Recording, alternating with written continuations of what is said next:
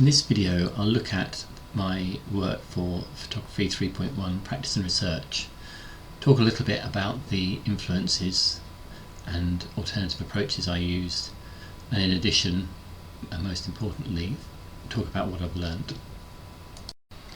My aim was to create a piece of work that looked at the state of the UK after 13 years of Conservative government and 5 Prime Ministers, Brexit, COVID, war in Ukraine and the cost of living crisis. I wanted to create work that used a combination of image and text and was also a collaboration between myself as a photographer and the subjects in the images. As I wanted this to be a collaboration, it was important that the text in the images belonged to the subjects themselves and was not something that I had thought of and then asked them to write and hold up. When I began this module, I came across the work Signs by Gillian Wearing, created in the 1990s. In it, she approached people at random and asked them to write down the answer to a question on a piece of paper, which they then held up whilst they were photographed. Whilst her question was very personal and mine was political, essentially the approach was the same. I like this image because it's a series of contrasts, starting with the 2 women in the centre of the image, one with her eyes shut, the other with her eyes open, one seemingly in hysterics and the other keeping a straight face, the peaked cap and the beanie hat, and the hair down in front and the hair in her ponytail behind, and then the people on the left coming towards the camera and the people on the right heading away from the camera, and in the middle not quite having the nerve to write shit, but everybody gets the message.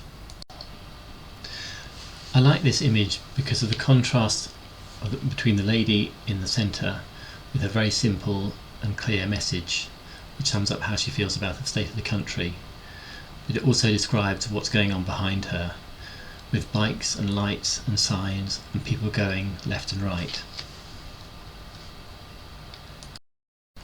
The lady in this image, it was, by her own admission, optimistic by nature, and she felt that the way I'd posed my question was designed to elicit a negative response.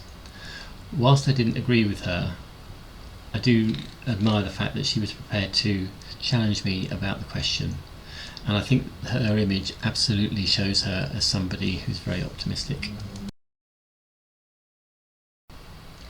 I like this image because of the no-nonsense message the men have written. When I went out to take photographs of people, I often listened to them to try and ascertain whether or not they spoke English and came from the UK. When I approached this lady and her friend, I was surprised to learn that she's actually from France, hence her pithy comment about immigrants.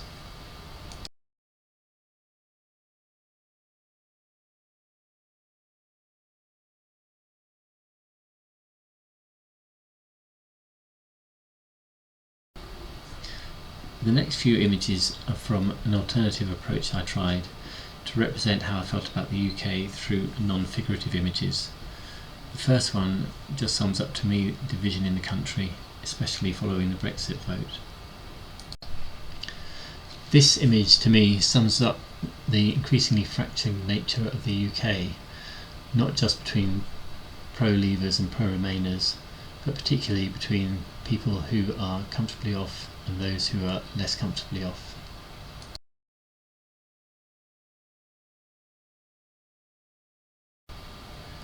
This image to me sums up the broken public services in the UK, where there is a lack of proper investment and short-term thinking. Things are patched up or bodged, seemingly repaired, but only to break down again in a short period of time and the whole cycle starts again. It seems to me that public services are fundamentally undervalued in the country.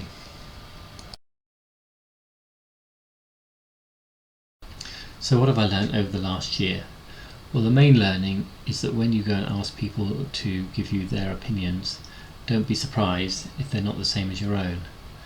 Although this sounds obvious, I was initially quite surprised that people didn't think the way that I did, but I realise now that that's the whole object of the project, to find out what other people think and not just to seek people who reflected my own views. The second thing I learned was the importance of creating work for yourself and not to expect other people to engage or like it. At a peer review session, I found some of the feedback difficult to accept and wondered whether I should change direction. But I think if you can provoke some sort of reaction, whether that's positive or negative, then at least the work is having some effect. Most of my presentation has been taken up with the practical elements of the course. However, my biggest learning is probably a need to embrace the research element at a much earlier stage. I found that I've left it too late, and to get my dissertation proposal and literature review written has been a real struggle. I think in future I really need to engage with elements that I don't particularly like, because putting them off doesn't make them go away. Despite my lack of engagement with the written elements early enough and a mad dash for the line to get them completed before the end of the course, as this couple on a weekend away without the children put it, there is always hope. Onward to 3.2.